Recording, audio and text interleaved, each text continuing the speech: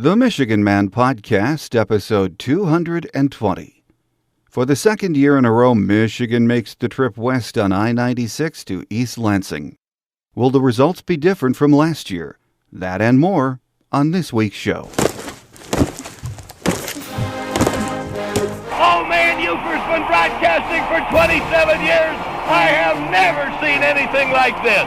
They need 2 inches. Dennis Franklin, the quarterback, taking a long con from center. He hands off to Shuttlesworth 5, and it's down to the end zone. Touchdown! Touchdown, Dennis Franklin! Oh my God, Dennis Franklin fooled everybody.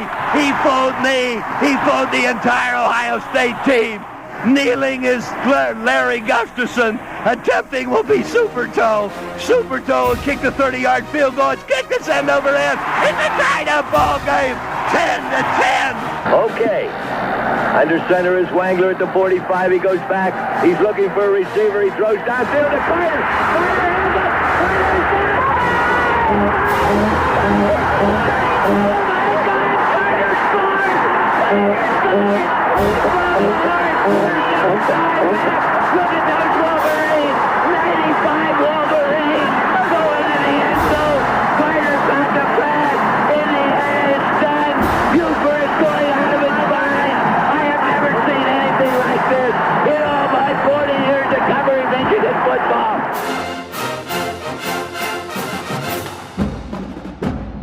This is the Michigan Man Podcast. On GBMW Go Blue, Michigan Wolverine. For Wolverine fans from coast to coast. Go Blue and welcome to the show. I'm your host, Mike Fitzpatrick. It's Michigan State Week, and we have a busy show for you today. On our visitor segment, we'll hear first from Will Tieman, host of the Spartan Tailgate Show, the weekly In the Huddle show with Coach D'Antonio, and the voice of Spartan basketball. After that, we'll have a Visitors Extra segment and bring in Spartan beat writer Joe Rexrode from the Detroit Free Press for his thoughts on this week's matchup.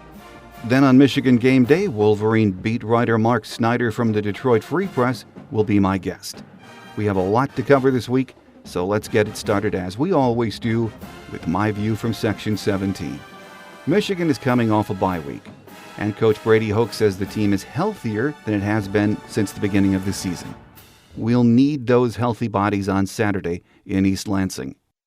We all know what's going on in Ann Arbor. We were in the national spotlight last week for reasons we're not proud of.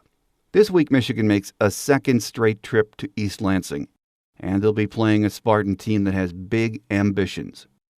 Most years we say you can throw out the records in this game, anything can happen. The history of this series bears that out. This rivalry has been one of streaks.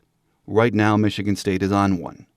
The Spartans have won 5 of the last 6 games and are almost 3 touchdown favorites in this one. It's not easy for any Michigan team during any season to go into Spartan Stadium and win. It's a tall order again this year. There is so much on the line this weekend for both teams. For those of us that have seen Michigan through the first 7 games, it is hard to believe they can flip the switch and put enough points on the board to beat these Spartans. Baylor is the only team in college football with more touchdowns this season than MSU. And the Spartan defense, while not as good as last year's unit, is easily the best in the Big Ten. Big game? You bet. Can Michigan pull off the upset? On paper, it appears we don't have a prayer.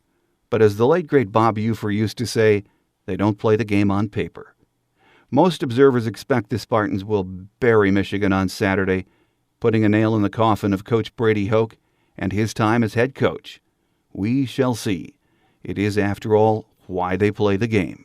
Will Tieman has been around Spartan football for many years. He hosts the Tailgate Show on the Spartan Network and the weekly radio program Inside the Huddle with Coach D'Antonio. He joins me next here on the Michigan Man Podcast on GBMW Go Blue, Michigan Wolverine.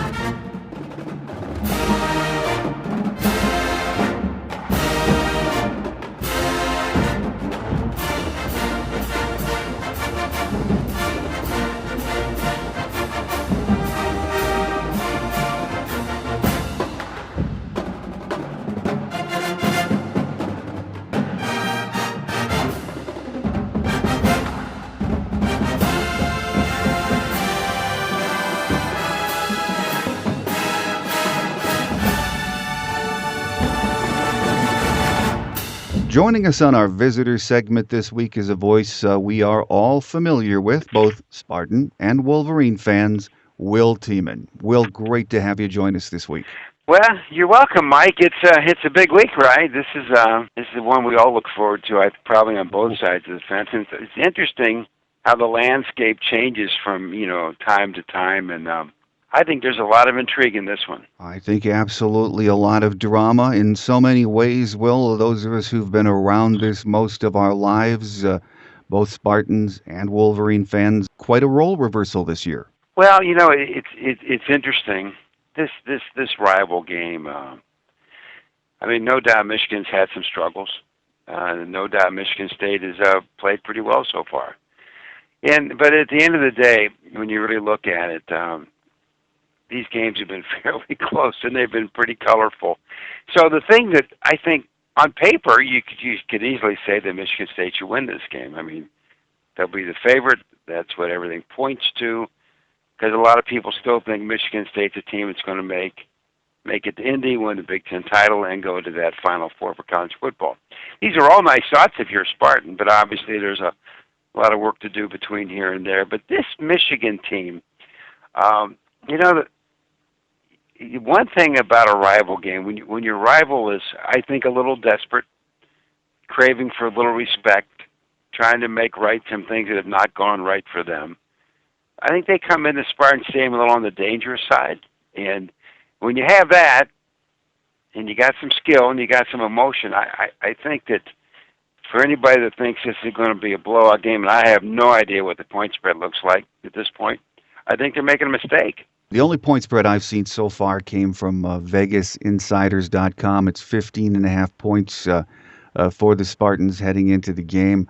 When you think about this game, for so many years, the Spartans come in with a sense of urgency regardless of what's been happening in the season up to that point. This year, as we've been saying, it's a role reversal. Michigan State off to this great start with so much on the line and is playing so very well. Now Michigan, we all know the struggles, we all know the drama, really has to approach it in the same way with a great sense of urgency, which makes it interesting. But at the end of the day, there's reasons for this. There's reasons for the role reversal. It just doesn't happen because you don't have the right tight end or the right left tackle. When you think about it, Michigan State has been extremely fortunate to have Mark D'Antonio as the head coach. And I say that not because his X's and O's are any better than the guy down the street or across the country, but he's Michigan State's coach. He's not a guy coaching here. He's our coach. Bo Schembechler was Michigan's coach. Lloyd Carr was Michigan's coach. And then you go through a series of events where all of a sudden recruiting suffers because there's not stability. Is this guy really going to stay? It's hard to recruit when moms and dads don't know if a coach is going to be there next season. And, we've been down that road. We know the struggle. So what's really happened is Mark D'Antonio has changed the culture. He stabilized the program. And because of that, what we're seeing now, as he's in his 8th season, we're seeing the benefits of that. And on the flip side, Michigan, I think, is suffering a little bit because all the things that have helped Mark build the program to probably a position that hasn't been in contemporary times, and that's an easy statement to make and prove, I think. All those things that are helping at this end are not helping at the other end. And until you get the foundation fixed, nothing's going to work. Well, let's take a few minutes, Will, to talk about this Spartan team as we get ready for Saturday. When you look at this offense, last year it took time to come around. This year it has been very darn good from the get-go. It's balanced, and aside from a few lapses here and there, it just seems to be getting better and better each week, doesn't it? Yeah, Mike, it's interesting. When Dave Warner became basically the offense coordinator with some help from Jim Bowman. Think about it. Let me go back to last year. The defense was outscoring the offense after 3 games. And, the world is falling, everything's wrong. And now, through 7 games, there's been no Michigan State team to ever score this many points. It's really something. But again, it's depth. It's an offensive line that has injuries, but it has moving parts. Wide receivers that are really making great catches, a quarterback who's a gamer, and the guys that play with him love him. Got some running backs too. So what has happened is that over the time of building this program up, depth has occurred. And the one great thing the Michigan State staff has done is, if you watch them carefully, no matter what the game, what the opponent, they're using a lot of people because they want people to have a lot of playing time. They want to make sure those backup guys know what it's like to be in the game when it's really a game. And so this kind of philosophy is really paying off now. So one of the things that will help in this game against Michigan on Saturday will be Michigan's going to have to contend with a lot of people, a lot of receivers, a lot of running backs, a lot of linemen, craziness on defense. And the depth will be 1+ mark for Michigan State, I think, Saturday. Well, you've seen plenty of good offenses in your days around the program, Will. Do you think this has the potential to end up being one of the best offenses you've seen there? Yeah, and statistically it's probably going to be that.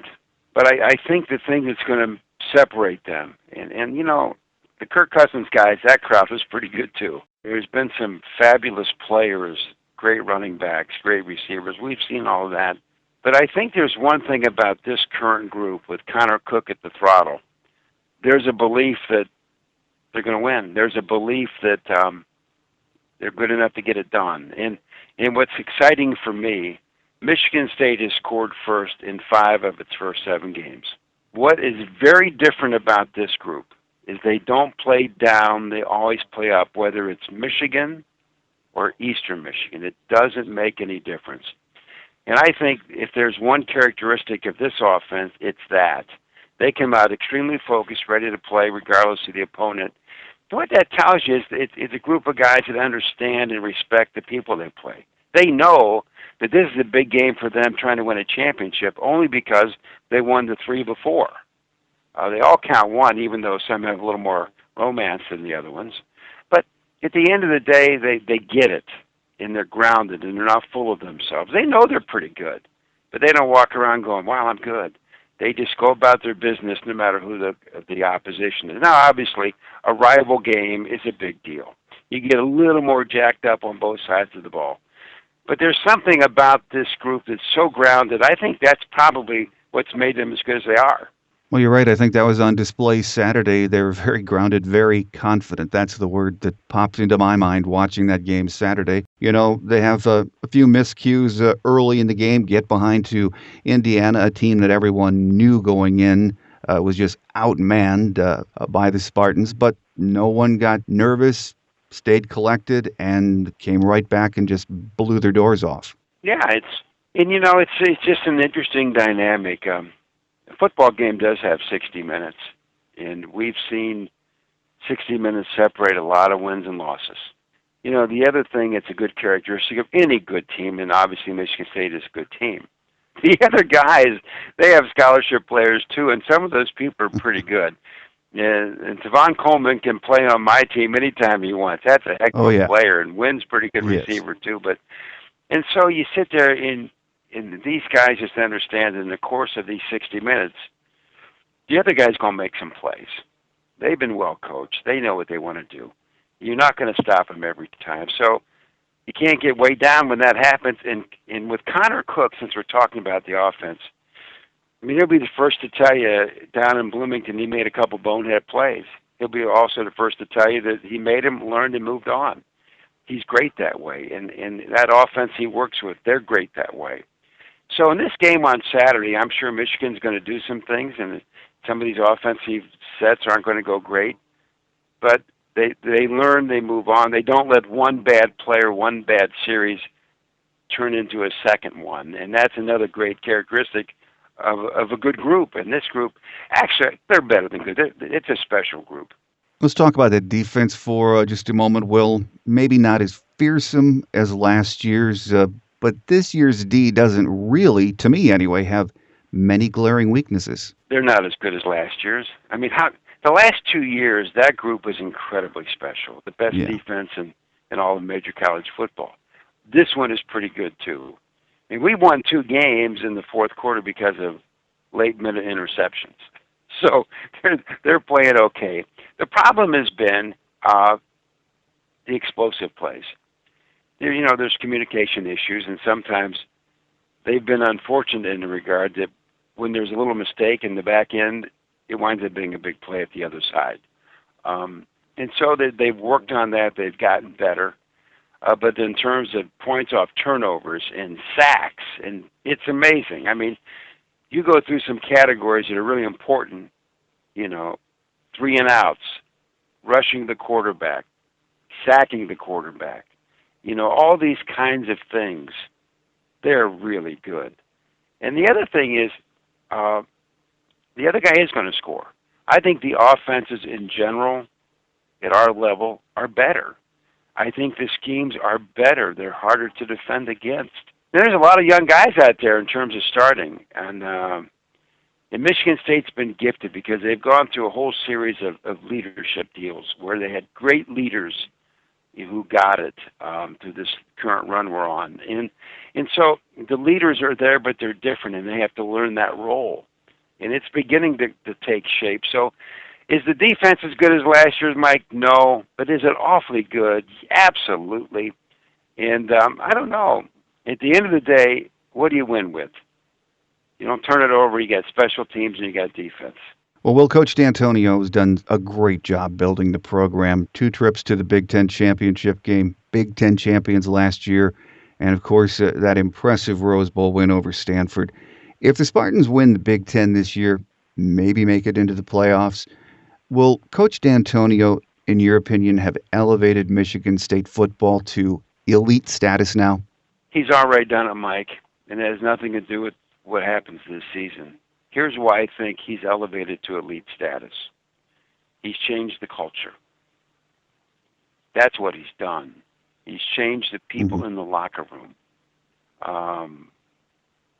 And there's something uniquely special about the people that put on that green and white jersey. And I've been around long enough, I have a little basis to compare.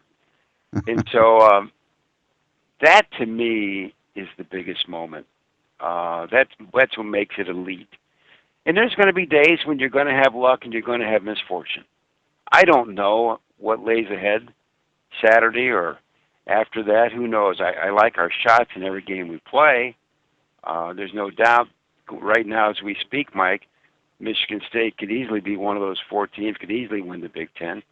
I think the word easily is probably misspoke, but it's a possibility. But when we were doing in our pregame presentation before Indiana, and our kickoff show, one of the questions we asked people to respond to was, what's your favorite moment as Mark D'Antonio is coaching his 100th game? What was the biggest moment? And, they talked about, some great plays and winning the Rose Bowl, things that you would imagine. And then on our trio, Jason Strayhorn, Ryan Grandgood, and myself, we also throughout that kickoff show expressed what we thought what was the magic moment, the neat moment, the best moment.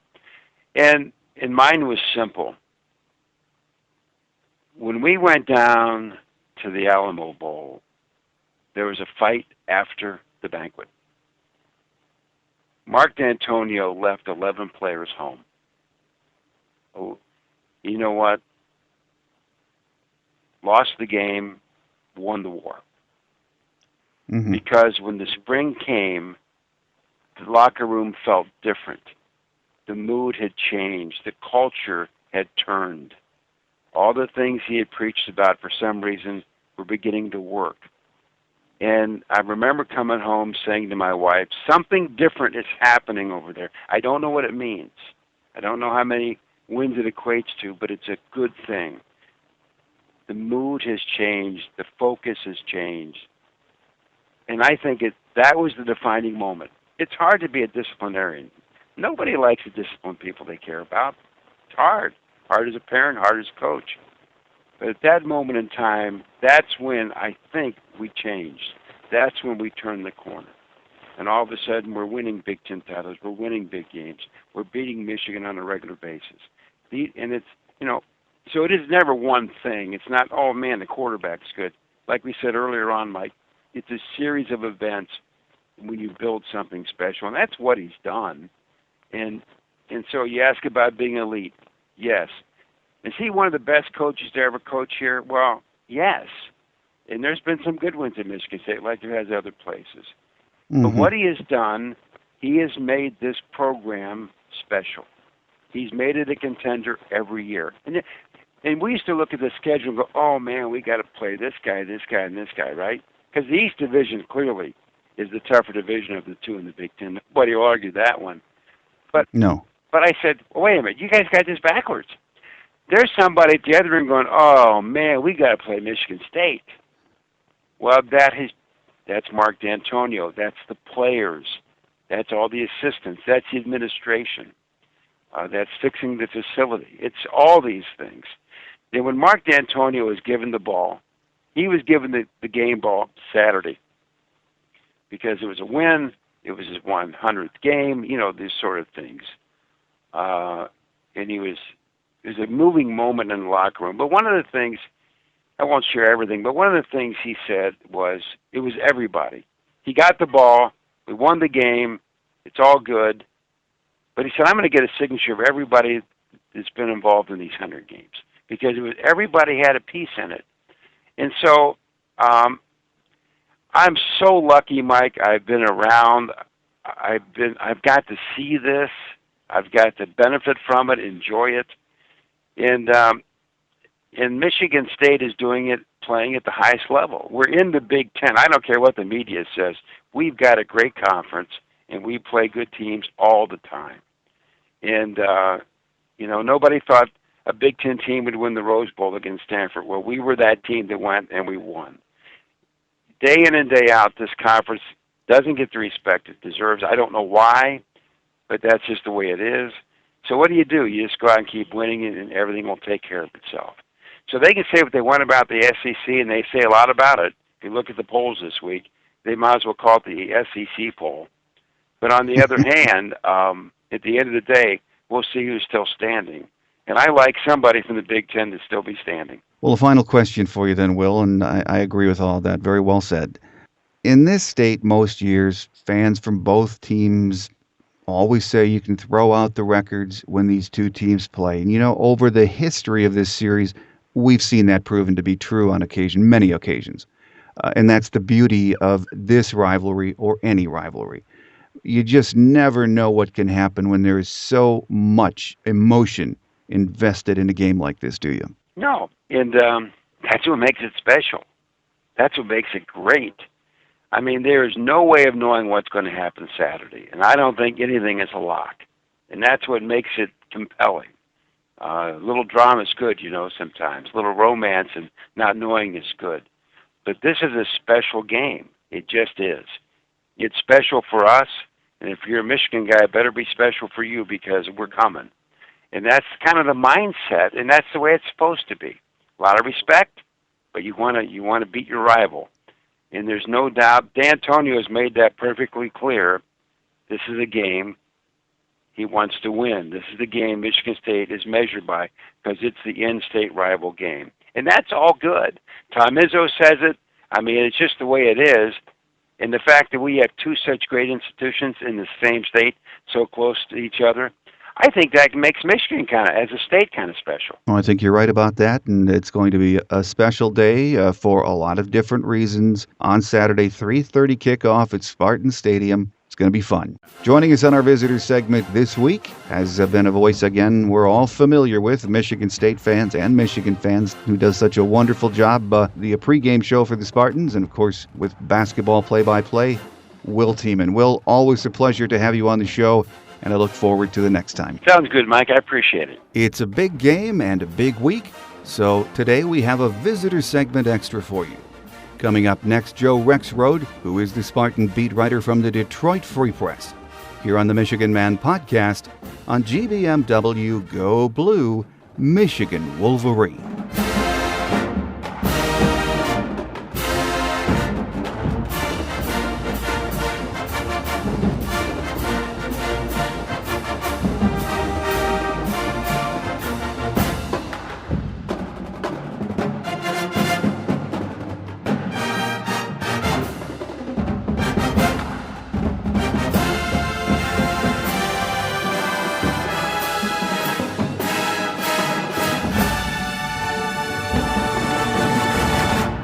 Joining us on our visitor segment this week is Spartan beat writer Joe Rexrode from the Detroit Free Press. Good to have you back on the show, Joe. Thanks for having me, Mike. Good to be here.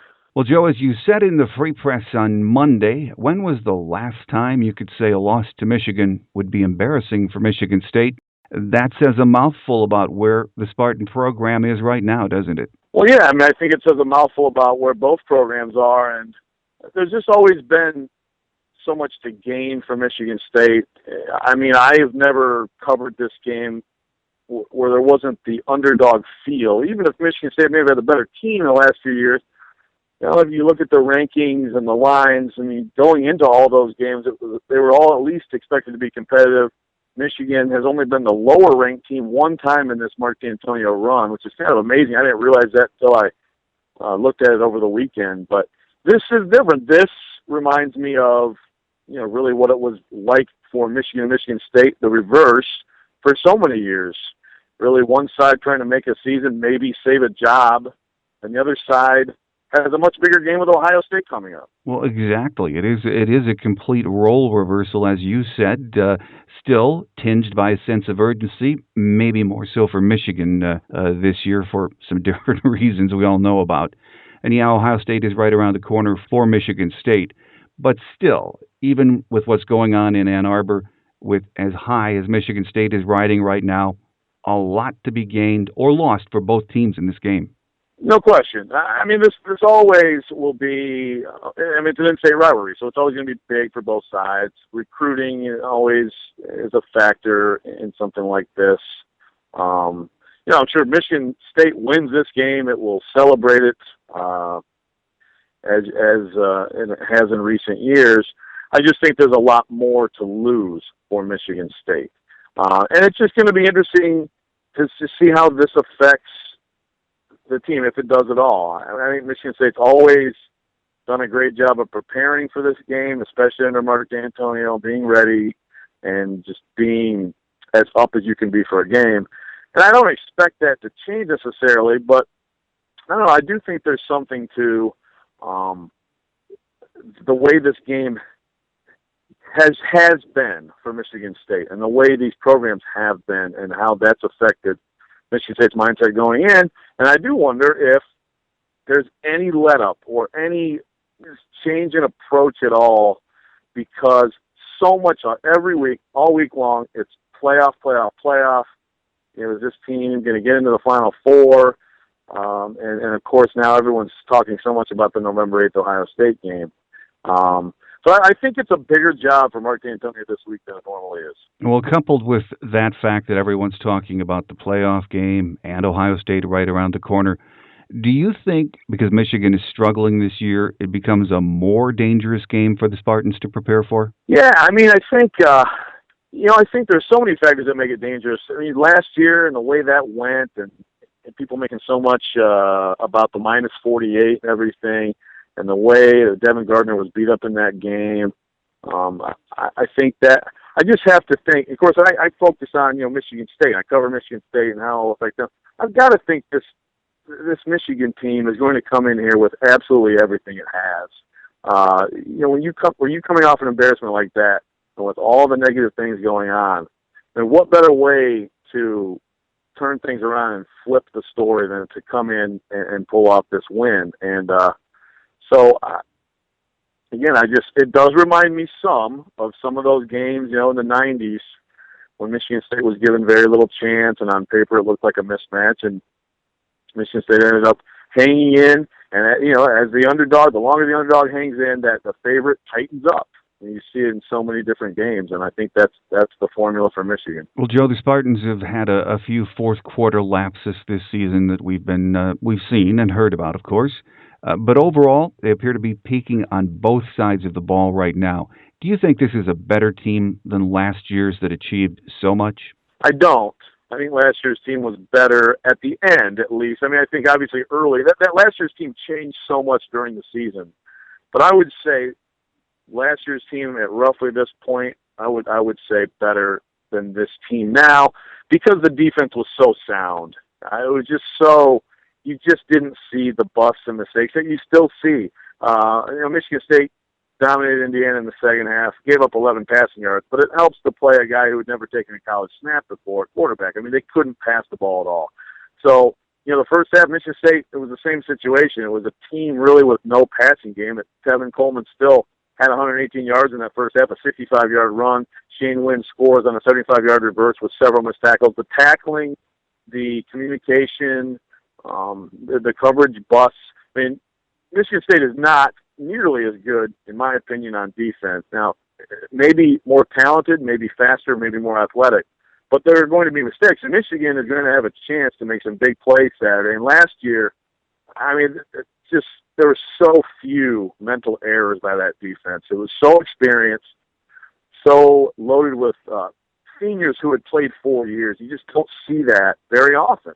Pairing that talent with that experience and chemistry and cohesion. So, no, I think the defense is a big difference. I do think this team's better offensively than that team. But I think around the time the Michigan game happened, Connor Cook was really starting to hit stride. He had just gone 15 for 16 in a blowout win at Illinois, and he was starting to find himself as a quarterback. Again, this offense is more explosive now, no doubt about it. But if those two teams played, Michigan State now and last year's Michigan State at the same point, I would take last year's team. Many observers expected some drop-off in the defense this year for the Spartans, and we've just talked about, there have been some blown coverages, some miscommunications, yes, but overall, it's been a pretty minimal drop-off, wouldn't you think? I think the drop-off really has been at safety, and I underestimated how much Michigan State would miss Isaiah Lewis. But I think his departure has put more strain on Curtis Drummond. Curtis Drummond has made more mistakes as a senior than I would have expected. And the other safety spot started out with R.J. Williamson, went to true freshman Monte Nicholson, and now they're sort of alternating. And I think there's a big drop-off there. There's a big drop-off at linebacker. I mean, Max Bola in size. Swan Jones is a better athlete, but he's not as good as Max Bola as a player. Is not as good as a captain of the defense. Max Bola was just so good at diagnosing things and communicating and running that whole defense as a defensive quarterback. Michigan State misses that a little bit. I think, Denikos Allen was a guy I thought Michigan State would miss more, but Ed Davis actually is proving to be every bit the playmaker. I mean, he's a human missile out there. Watch for number 43 on Saturday. He was a third down guy last year. He's starting to become a real standout for Michigan State. And up front, I would say Michigan State is better. Lawrence Thomas has finally emerged and become a key player. Marcus Rush and Salik Calhoun are tremendous defensive ends. The one thing about that I would say, though, is those guys never get a break. I mean, Michigan State really doesn't feel good about its reserve ends. And so Calhoun and Rush are really irreplaceable players right now for Michigan State. Well, a final question for you, Joe. Any way that Michigan State can lose this game on Saturday against the Michigan team that you've seen through the first 7 games this year? No and yes. The Michigan team we've seen, no. The Michigan team that could be there Saturday, yes. And in my opinion, Devin Gardner took such a beating last year. I did not understand Michigan's offensive game plan. And they're running these long play-action plays with no running game as a threat. In my opinion, Devin Gardner's going to get hit. I would rather Devin Gardner get hit as a running threat, really straining that defense, than trying to do what Michigan has tried to do with its offense this year that I don't believe fits him well. If I'm Michigan, I'm gonna spread things out. I'm gonna do read option. I'm gonna use Devin Gardner's legs, and then I'm gonna try to set up the pass off that. And I think Devin Funchess is a guy who can make plays on Michigan State. I like Dennis Norfleet's playmaking ability. I like his fire. And I think Michigan's defense, at its best, can be solid in this game and keep the Wolverines in it. It's going to come down to, look, no one thought Ohio State had a prayer, Michigan had a prayer against Ohio State last year. Devin Gardner responds with a huge game. He's capable of that, and that's what it's going to take. As a runner and as a passer, if he has a career kind of day, then yes, I think this could be very interesting, and Michigan could have a chance. Well, and we've had the bye week to prepare, so we shall see if that's maybe how Devin Gardner is used this week. He has the ankle injury, was in a boot until the end of last week, so Big question mark in how mobile he's going to become Saturday. Yeah, and that's a great point. And if he can't do it, and he has to be a statue back there, well, I mean, I don't like Michigan's chances. I don't think anyone liked the chances if he has to be a pocket passer this weekend. Our guest on our visitor segment this week, as we all get ready for the 3:30 kickoff at Spartan Stadium on Saturday, Spartan beat writer Joe Rexrode from the Detroit Free Press. As always, Joe, it's a pleasure, and we look forward to the next time. Okay, appreciate it. Next on Michigan Game Day, we get the Wolverine perspective from beat writer Mark Snyder from the Detroit Free Press. Here on the Michigan Man podcast on GBMW Go Blue, Michigan Wolverine.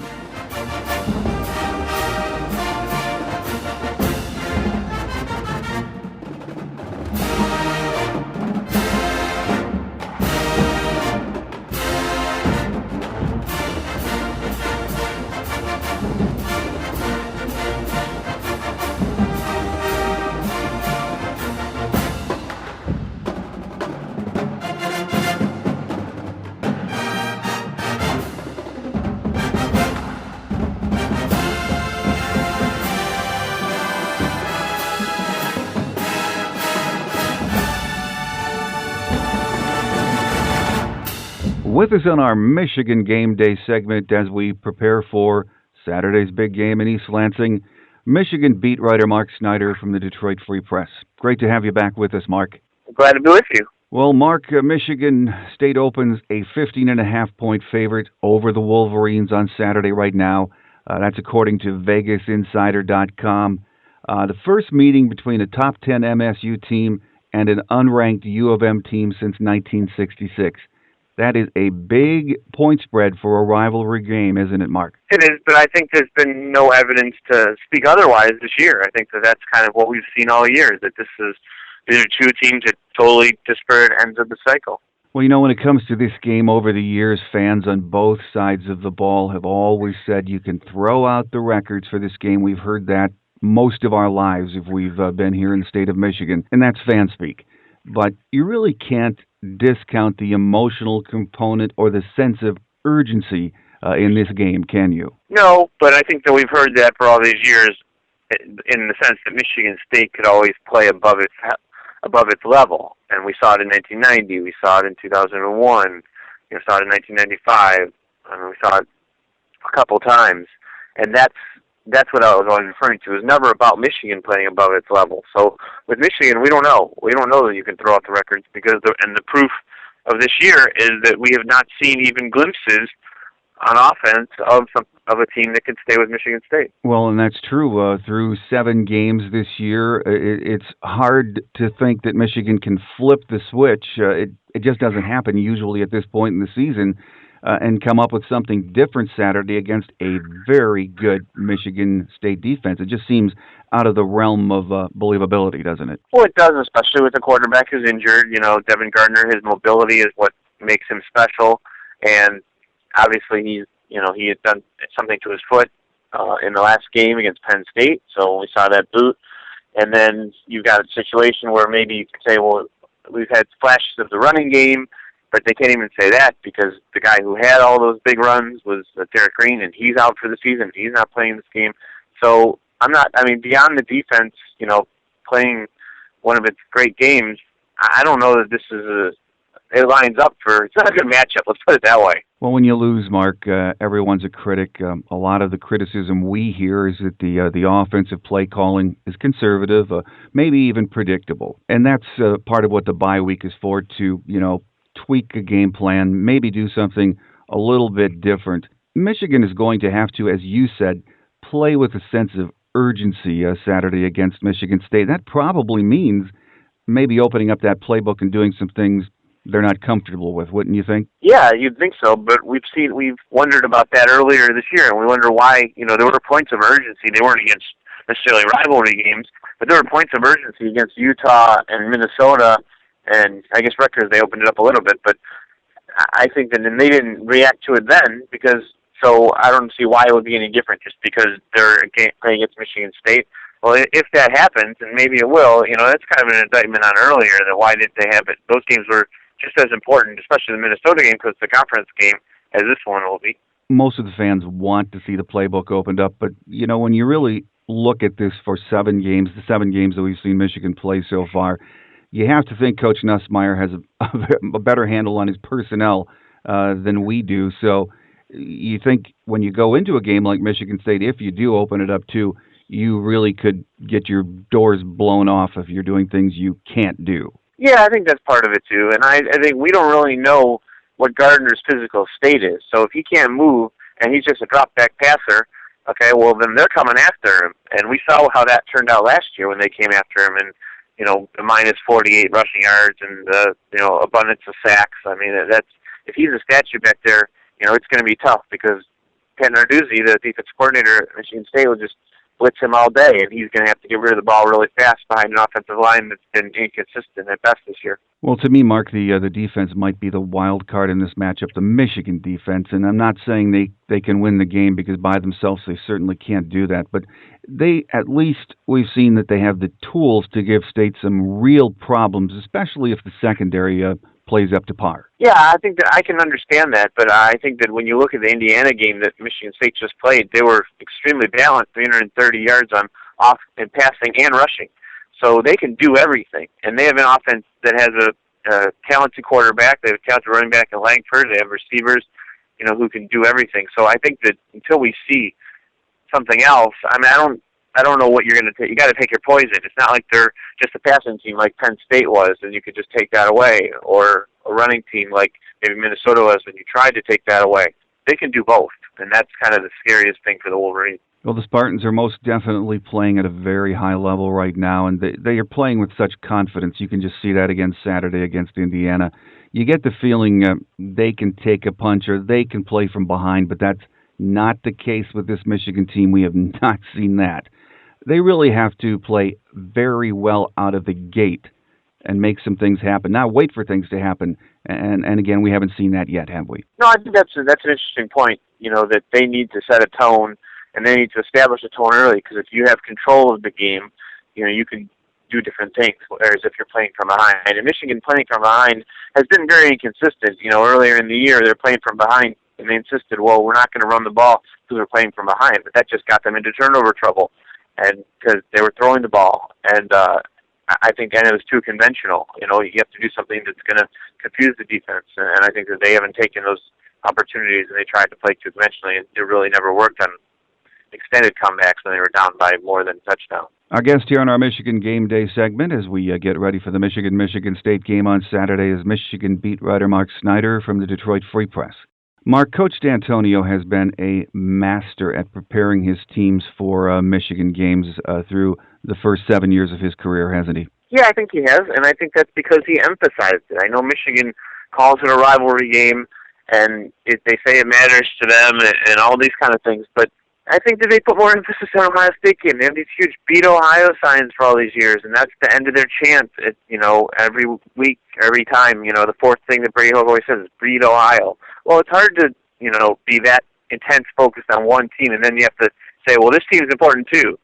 So, you know, they have to play with that urgency that Michigan State does, that this is their season, and if they don't make it, you know, it crushes them. And I think that you saw the 1 year Michigan beat them the 12-10 game, you know, couple years ago in Ann Arbor. That was the year that Michigan State struggled overall. I mean, I don't think that's a coincidence. I think that, you know, these games influence their season more dramatically than it does for Michigan. Michigan, you know, win or lose, they can move on. But I think the Michigan needs to put a premium emphasis on this game as if it is their season, because if they don't win it, you know, that's kind of the end. Well, before the season, many observers, Mark, said Brady Hoke needed to be 2-1 in the big rivalry games. We know what happened in South Bend, and now it's time for Sparty. He really just needs to win this game however he can get it done Saturday, doesn't he? Yeah, I think that's too simplistic, saying, well, you got to win both this and the Ohio State game. You know, I think that this is a defining moment, and I think they have to act like it, you know, and this is an opportunity to show that, you know, they can play at that level. They talk about other talent and how they have these abilities and stuff, and they have the higher price coordinators and all this stuff. So here's their opportunity. And, you know, obviously they're dealing with a rash of injuries, but they had the bye weeks. So there's a lot of, you know, in terms of excuses, I think that maybe injuries are the only one at this point, and you know what, it doesn't matter. I mean, the premium, as you said, on this game, you know, is immense for them. Well, when you peel away all of the rivalry talk we're going to hear this week and just focus on what these two teams have accomplished on the field this year, it's awfully hard to see Michigan stealing one in East Lansing without a lot of help from State, isn't it? It is, but this is the difference. This is not the NFL. This is college football, and emotion plays a much larger role in college football. And I think that we've seen upsets over the years in this rivalry and in other rivalries, simply because, emotion can play a role. So things change. There's a turnover early, but I don't know if you remember, think back to what game was that? When Michigan went to Notre Dame in 2006, and early in the game they had a pick six and then a bomb to Mario Manningham, and all of a sudden Notre Dame was on their heels and Michigan was running away with that game. Well, Notre Dame was favored in that game, and no one knew Michigan was going to have that great season that they had. So I think that there's a lot of different factors that can come into play emotionally, but as you said, the fast start is critical to that. Well, you said in Sunday's Free Press, Mark, Saturday will be a season-defining upset for Michigan or another check mark on MSU's path to greatness. Rivalry, playoff ramifications, Big Ten title hopes, coaches' jobs on the line. This Saturday's game, not short on drama, is it? No, not at all, and I think that, that's exciting. That's what makes it great. I know from a Michigan perspective it's hard to hear sometimes, especially given the season, but I think this is the kind of thing that we love about college football, is that there's stuff that matters. Obviously people would love to see the Michigan side playing at both top five teams, like the game that Michigan State will play against Ohio State in a couple weeks, in a night atmosphere and everyone watching. But this is where you are, and so, to just write everything off for the season, well, there's two more opportunities, especially this opportunity. This is a big one, and the fact that it's on the road doesn't help Michigan at all, and Michigan hasn't played great on the road either, but it's all they can ask for, as Brady Hoke says. You ask for an opportunity, so here they have it. We have all week to talk about it, so again, another game not short on drama. Our guest on our Michigan Game Day segment this week has been Michigan beat writer Mark Snyder from the Detroit Free Press. As always, Mark, thanks for your time, and we look forward to getting you back soon. Glad to be with you. And coming up next as we wrap it up for another week is Wolverine Quick Hits, here on the Michigan Man Podcast on GBMW Go Blue, Michigan Wolverine.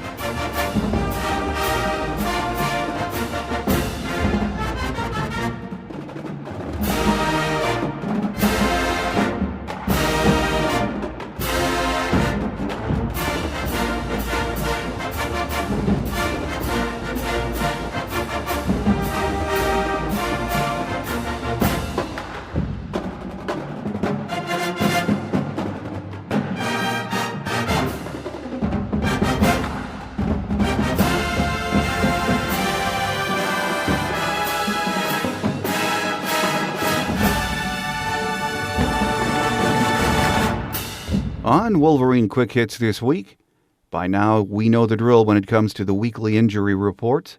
We don't get much. Devin is healthy, that's what he says anyway. Willie Henry is back from his hand injury. Desmond Morgan is done for the year, and that's that. Brady says the team enters this week's game as healthy as we've seen them since the opener, and that is a good thing. Here are some game day facts for this week. Michigan holds the advantage in the series with a record of 68 wins, 33 losses, and 5 ties. But the Spartans have closed the gap by winning 5 of the last 6. In last year's game, Sparty kicked the crap out of us 29-6 on a rainy, dreary day in East Lansing. Thanks to Big Ten expansion, we get to make the trip down I-96 for the second straight year. Coach D'Antonio is 70-29 as the head man at State, and is in his 8th year at the helm. His overall record through 11 seasons as a head coach is 82-46. The offense is a multiple pro-style attack, and the defense is a blitz-happy 4-3. In 2013, they were Big Ten champions and came away from the Rose Bowl with an impressive victory over Stanford. They finished the season ranked number 3 in the country. They returned 17 starters, 7 on offense, 5 on defense, and 2 special teams players. They are favored by 17 points heading into Saturday's game. If you just can't get enough Michigan State news and chatter, then you need to become a member here at GBM Wolverine. All week we'll be previewing the game And on our message board, you can join other Michigan fans to see what they think about the big game. Visit www.gbmwolverine.com and become a member today. Don't be out of the Wolverine loop this season. Visit www.gbmwolverine.com and get your daily Michigan football fix. I would like to take a minute to thank my guest today, Will Tieman from the Spartan Sports Network, MSU beat writer Joe Rexrode from the Detroit Free Press, and of course Michigan beat writer Mark Snyder, also from the Detroit Free Press. Next week we'll be back to recap this weekend's huge game and look ahead to a visit from the Indiana Hoosiers. The Michigan State game is big any year. If you grew up in this state, you get it. Every year there is so much on the line. This year, no different. The Spartans are in the thick of the Big Ten race and still hope to be one of the 4 teams playing for the national championship. For Michigan, this game is about improvement, pride, and so much more. Even a victory might not save their coach's job, but this young Michigan team knows what's at stake. They and their coach need to beat Sparty on Saturday. Even most of the diehard Michigan fans I know don't believe that's going to happen. I almost get the feeling this is like a death watch for many of the faithful. They expect their team to get pounded on Saturday and then wait for the end to come for Brady. In the coming weeks, we're not sure what will happen. What we do know is Michigan has a tall order on Saturday. But that's what college football and life is all about. Facing challenges and overcoming obstacles. It's about the journey. So let's tee it up this Saturday and see what happens. Think victory. It's not out of the realm of possibility. Michigan has the talent to go into East Lansing and come away with a win. They just need to go out and play big and better than we have all season. That's it for this week's show. Don't forget we'll be right back here next week to recap the state game and get ready for a visit from the Indiana Hoosiers. Have a great Wolverine week, everyone. Enjoy Michigan State Week. I'm your host, Mike Fitzpatrick. Take care, beat Sparty, and as always, go blue. Thanks for listening to the Michigan Man podcast on GBMW Go Blue Michigan Wolverine. You can find us on the web at www.gbmwolverine.com. That's www.gbmwolverine.com. For audio posts or other fan feedback, please call our listener line at 313-263-4842. That's 313-263-4842. Email fan feedback to the Michigan Man Podcast at yahoo.com. That's the Michigan Man Podcast at yahoo.com. The Michigan Man Podcast on GBMW Go Blue Michigan Wolverine is produced at the studios of Robin Lynn Productions, Allen Park, Michigan. The Michigan Man Podcast is not affiliated with the University of Michigan. Go Blue!